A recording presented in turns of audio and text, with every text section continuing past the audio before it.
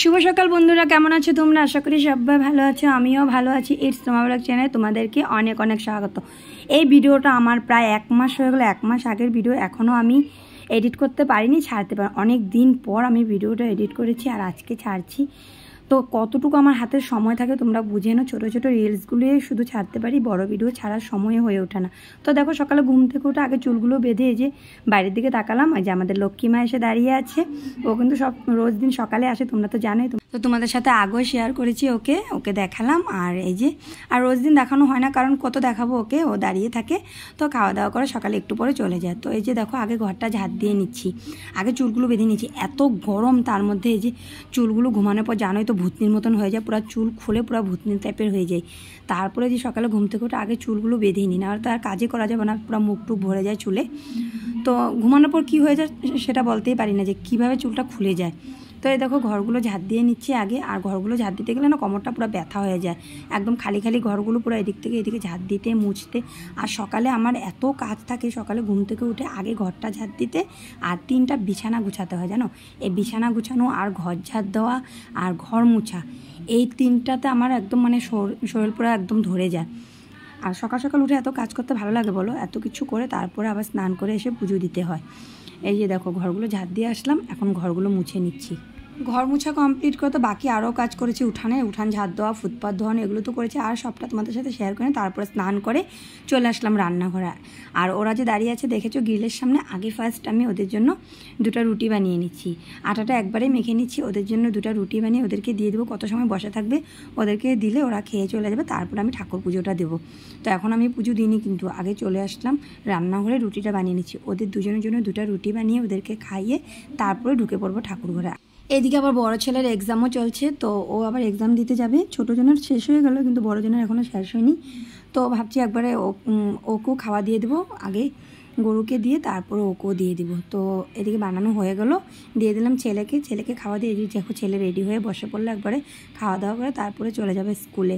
আর এদিকে দেখো, তারপরে যে মহারানী যে দাঁড়িয়ে আছে দেখালাম, এই যে দেখবি এখনও দাঁড়িয়ে আছে। এখন কিন্তু প্রায় 9টা বেজে গেলো, এখনও দাঁড়িয়ে আছে। এই দেখো, ওই যে দেখেছো সুন্দরভাবে দাঁড়িয়ে তাকিয়ে আছে। তো ওকে খাওয়া না দিয়ে কিভাবে নিজে খাই বলো, তো ওকে দিয়ে দিলাম।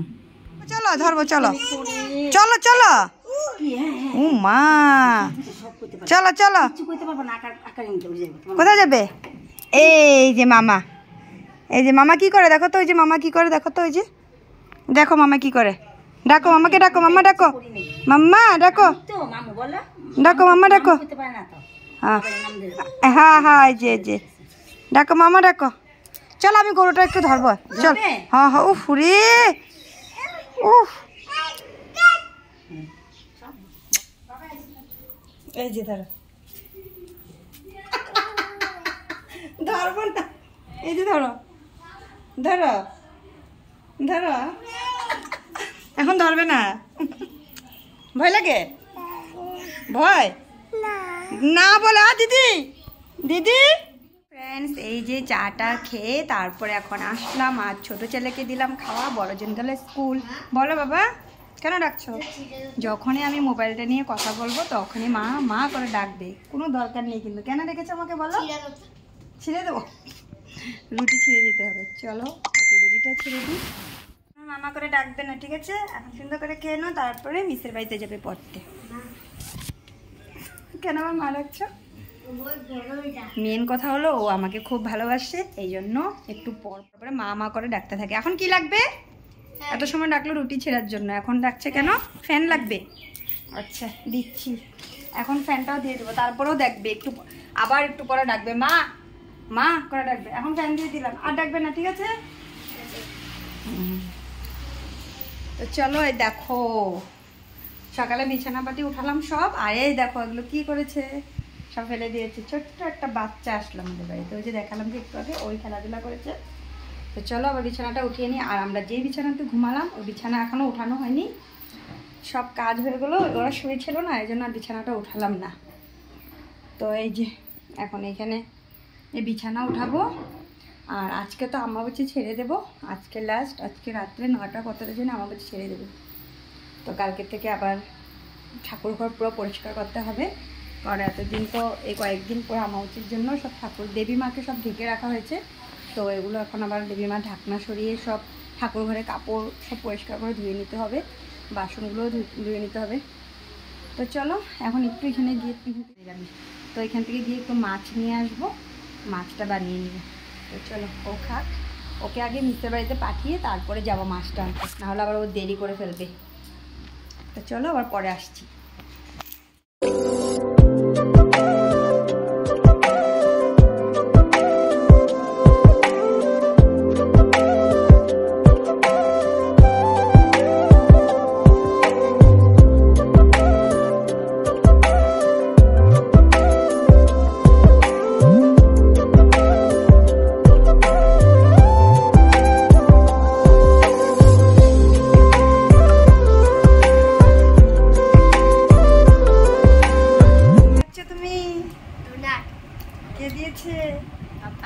কোথায় বাবা? বাবা এসেছে? ওই দেখো আমাদেরকে বিছানাপাটি উঠিয়ে বসলাম ওকে নিয়ে। ও যাবে এখন পড়তে, কয়েকটা হোমওয়ার্ক বাকি আছে ওগুলো করে, হোমওয়ার্ক বাকি আছে এগুলো করে তারপরে যাবে পড়তে। আর এদিকে দেখো বর আসলো আমাদেরকে না বলে, আমাদেরকে বলেনি, কালকে উঠলো গাড়িতে কিন্তু বলেনি, এখন আছে কথা বলছে। তো চলো এখন কি রান্না করব। তোমাকে ডাকছে যে ডাকছে, বল আমি পড়াশোনা করছি। তো আমি তো ভেবেছিলাম যে ওখান থেকে গিয়ে মাছ নিয়ে আসবো, মাছ আনার আগে তো ছেলের দুটো হোমওয়ার্ক বাকি ছিল, ওকে নিয়ে বসলাম হোমওয়ার্ক করতে। আর এদিকে দেখলাম বড় চলে আসলো, আমাদেরকে না বলেই আসলো, তো বলেনি, হঠাৎ করে চলে আসলো, একটা কাজ আছে ওই কাজের জন্যই আসলো। তারপরে এই যে ও তো ফোনে ব্যস্ত ছিল আর খুবই ব্যস্ততার মধ্যেই ছিল, আসা হলো আর খুবই ব্যস্তই ছিল, সময় পাইনি। তো আমি নিজে গিয়ে মাছটা নিয়ে আসলাম।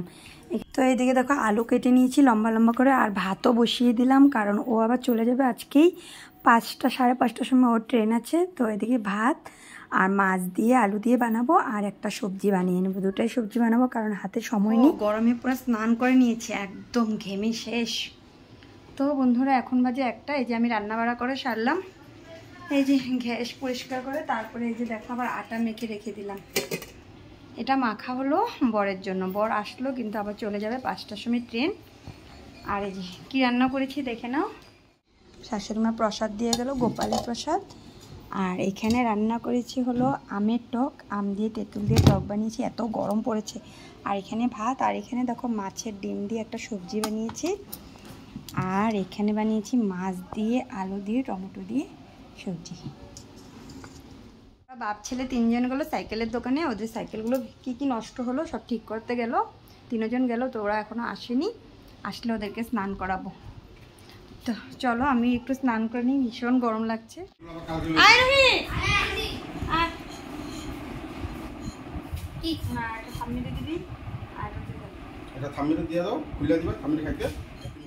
তো ওই যে পাপা বাইকে স্টার্ট দিতে গেল, আর 2 ছেলে চলে গেলো স্টার্ট দেওয়ার জন্য, বলছে আমাদেরকে শিখিয়ে দাও আমরা দিয়ে দিব, ওদেরকে শেখালে কি আর হবে? তো ওরা তো জোর করছে ওদেরকে শেখানোর জন্য, তো ওদেরকে শেখানো হবে না, এটা তো অসম্ভব ব্যাপার, কারণ খালি ঘরে ওরা কখন কি করে ফেলবে, বাচ্চা মানুষ কিছু বুঝবে না, ওই জন্য ওদেরকে আর শেখানো হয়নি। তো এদিকে দেখো আমাদের খাওয়া দাওয়া হয়ে গেল, আর আমি আবার চলে আসলাম রান্নাঘরে। ওই যে আমি আটাগুলো মেখে রেখেছি, তো রুটি বানিয়ে দেবো। আর রুটির সাথে কি দেবো, আজকে তো আর মাছের সবজি দেওয়া যাবে না, অন্য সময় তো মাংস দিয়ে দিই, তো আজকে ওই যে সুজি, ও বলছে যে সুজি বানিয়ে দিতে, তো রুটির সাথে সুজি বানিয়ে দিচ্ছি। এমনি তো ওর সুজি তো প্রিয় খাবার, তো এদিকে সুজি আর তেল দিয়ে রুটিগুলো ভেজে দিলাম। তো এগুলো দেখো রুটিগুলো ভাজতে ভাজতে আমার এত গরম লাগছে, আজকে যে কোথায় থেকে যে এত একটা গরম আসলো মানে বুঝতেই পারছি না, এত গরম। তো সব রুটি আমার বানানো হয়ে গেলো, সুজিও বানানো হয়ে গেলো, এখন সব প্যাকেটিং করে একটার মধ্যে সুজি আর একটার মধ্যে রুটি, দুটার মধ্যেই দিয়ে দেবো। আর রুটি আমি 2টা বেশি দিয়েছি, কারণ রাত্রেও খাবে আর সকালে ও ট্রেনের থেকে নেমে চা দিয়ে খেয়ে নিতে পারবে। আর কারণ সকালবেলা তো ব্যস্ততার মধ্যে আর কখন কি খাবে, এই জন্য আমি 2টা বেশি দিয়েছি। আর এদিকে দেখো আমার রাধিকা আর বিশাখা চলে আসলো জল খাওয়ার জন্য, এত গরম পড়েছে না, ওদের জলের পিপাসাও পেয়ে গেল। তো আমার বানানো হয়ে গেলো, আর এদিকে বড় রেডি হয়ে গেলো। আজকের ভিডিওটা এই পর্যন্তই।